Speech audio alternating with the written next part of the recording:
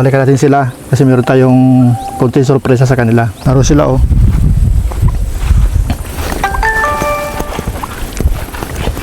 Ganda ng kaparangan dito. Pantay na pantay. Malamig ka naman dito mga kawail. Hello! Sarap ng hangin. Divine!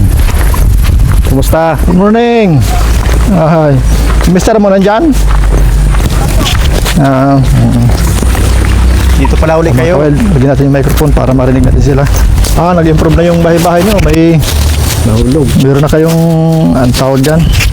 Almusal po kayo. Luto na ba yan? Dito na. Hindi pa ba kayo nag-almusal? Bagay, medyo baga pa naman. Si mister mo? Nandiyan po sa loob. Nasa loob ba? Laboy, labas. Bakit? May nag-ano Maputik ang ano mo, damit.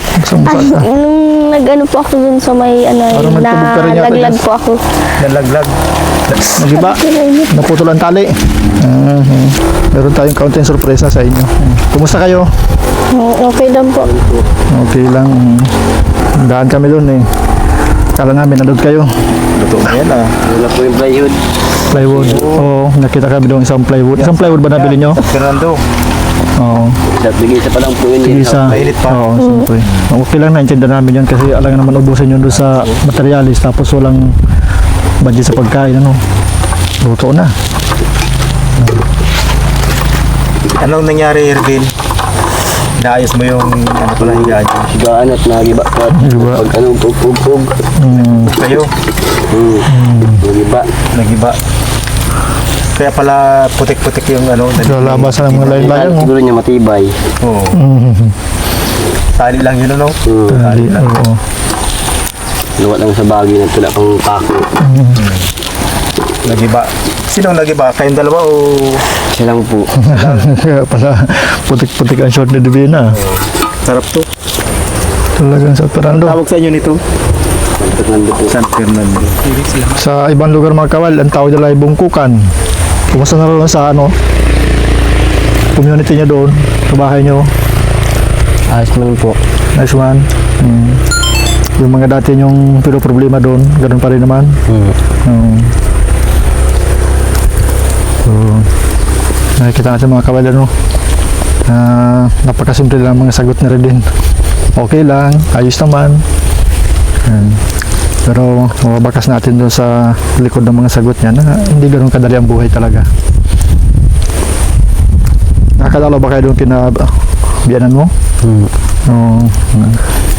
Ano? Nga po kami natulog. Doon, no. Dalas-dalasan nyo ang dalaw kasi bata pa. Buhay pa ba ang mga magulang mo? Oo. Siyempre, mamimiss siya ng mga magulang niya. Yan.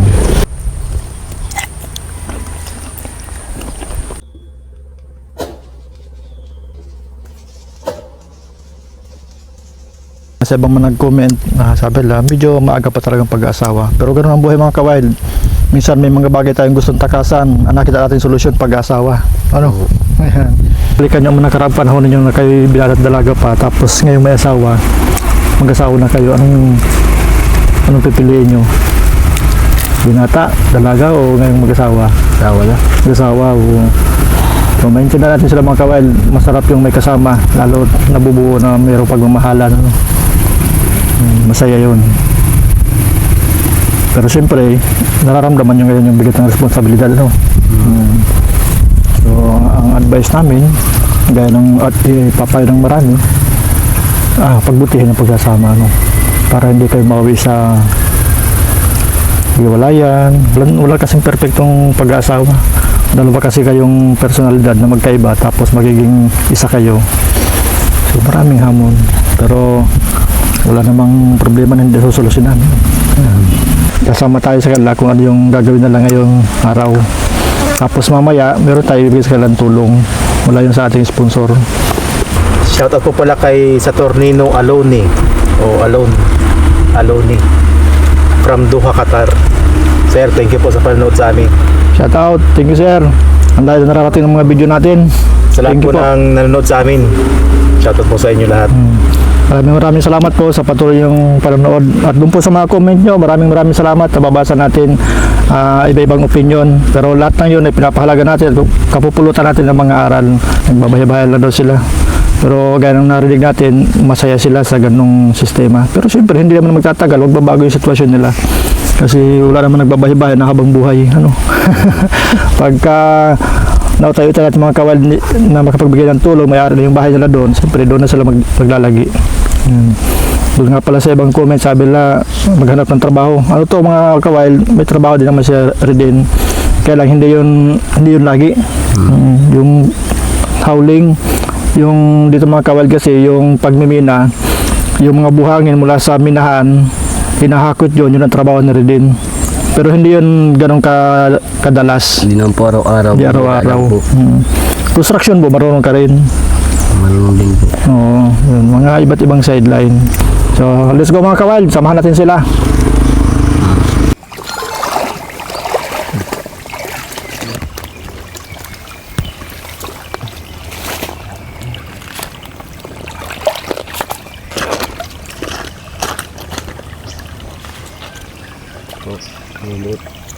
Ay, liit na.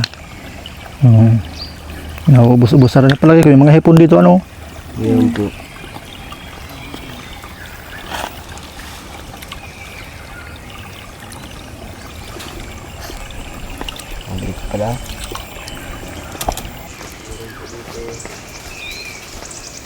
Kawail na ang suso o tabagwang ay mayaman din sa protina.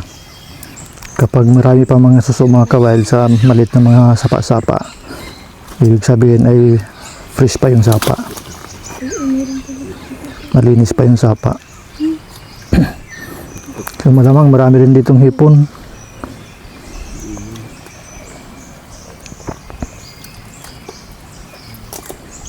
Itong gantong uri mga kawail nung mga halamang gubat. Ano yan, nabubuhay yan sa malalamig lang na lugar. Masarap itong mga kawail sa pako o kaya sa gabi. Lahok tapos gagataan. Malambot lang yan sipsipin. Basta puputulan mo yung tweet.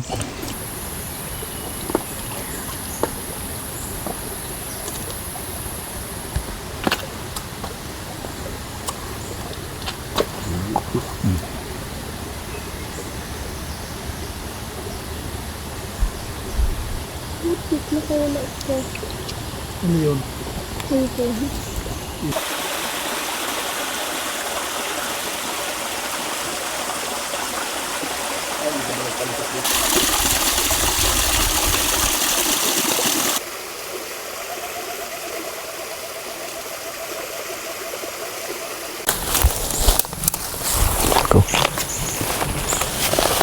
Kita natin mga kawail kung gaano kasimple yung buhay nila.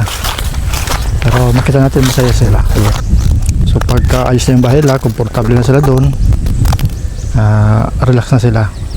Baka hindi na sila masyadong gumugol ng panahon dito sa gubat, doon sa kuweba. Baka doon na talaga sila.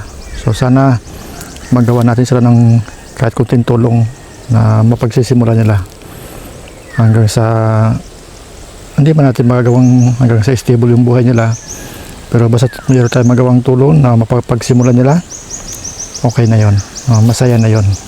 Minsan kailangan natin pakinggan yung mga salita na walang tunog para lang maintindihan natin yung pinagdadaanan ng iba.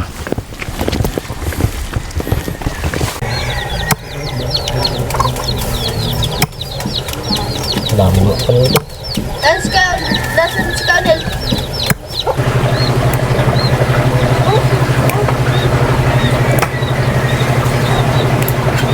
Anong nabili niya Divina nung nasarang?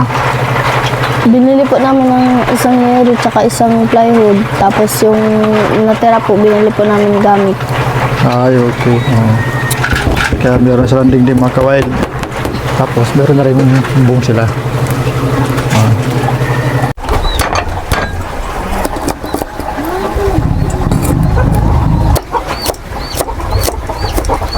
Samba, yung kahoy. Yan din yung sarap.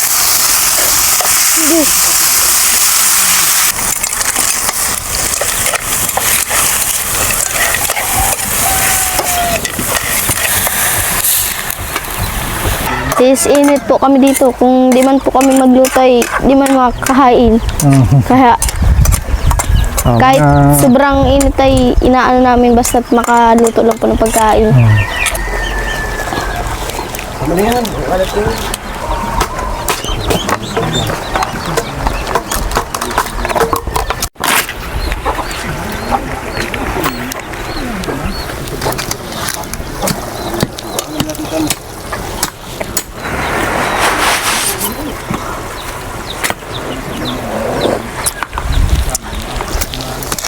Magkain po kayo muna bago mag-alis. Sige, oh. Okay. Sarap pala magluto sa Dubai. Sarap.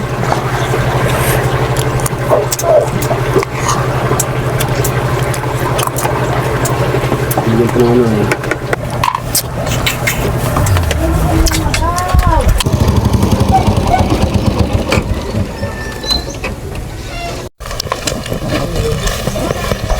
Ah, ito lang sa madamo. Ito kaya sa madamo. Yan. Okay.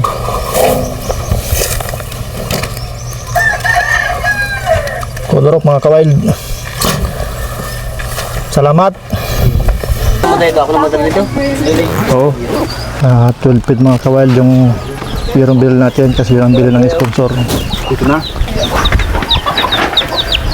Nilipad na. Wala palang pako yan. Kaya pala pasiguro na kayo ng pako sa hero. Oo. Kaya pala nagsabi na si ano ay Divina.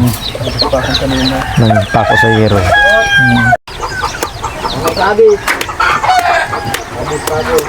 Tatlo. Salamat po at nakarating kayo hanggang dito sa bidyong ito.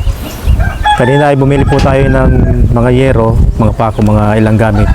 Galing po yun kay Manay ng Bahrain. Maraming salamat po Manay ng Bahrain sa pagpapadala ng 3,000 para sa kanila kila Divina at Redin. Nagkahalaga po yun ng 2,176. Yung sukli, binili nila ng bigas tapos ilang gamit nila sa bahay. Ayan po sa likod yung yero tapos yung bigas nasa loob na. At bukod po doon ay magbibigay po ang aming channel sa kanila ng karagdagang 2,000. Kaya bali 5,000 na yung napunta sa kanila ngayong araw. Ito, Redin, galing yan sa amin. Ano po sa 2,000 yung binigay niyo po sa akin sa amin na 2,000, makakatulong na po to. Sa hirap po ng buhay, hindi talaga makaano kung walang sipag at syaga. Maraming salamat po kay Manay ng Bahrain. Manay ng Bahrain po. Maraming salamat po. Malaking halaga po talaga to sa amin pambili ng bigas kung mawala naman po ng bigas. Tapos pangkain po araw-araw. Maraming salamat po. Sana po marami ka pang matulungan. Mahirap na tao. Pagpalain ka ng Diyos. Maraming salamat po sa binigay niyong yero. Mapapalaki ko na po yung bahay. Tapos magkakaroon na rin kami ng kusina. Maraming salamat po sa binigay niyo na. Nagbili rin po ako ng pako para po wala pong pako yung namin, bubong namin. Wala pa yung pako pala. Nakaipit lang po yan. Kaya nilipad. Maraming salamat po sa nagsusuporta at nanonood sa amin. Maraming salamat sa pagsuporta niyo sa amin. Shout out po kay Shim Junard Villamor ng Javier Leyte. Kawild, hindi lahat ng laban ay nakikita. Pero sa simpleng panonood, pag-share at pagtulong, nagiging bahagi tayo ng pagbabago sa buhay nila. Kawail, maraming salamat po sa patuloy niyo panonood sa aming mga video. Marami po tayong mga kwento katulad nito. Sana patuloy niyo po kami panoorin at suportahan.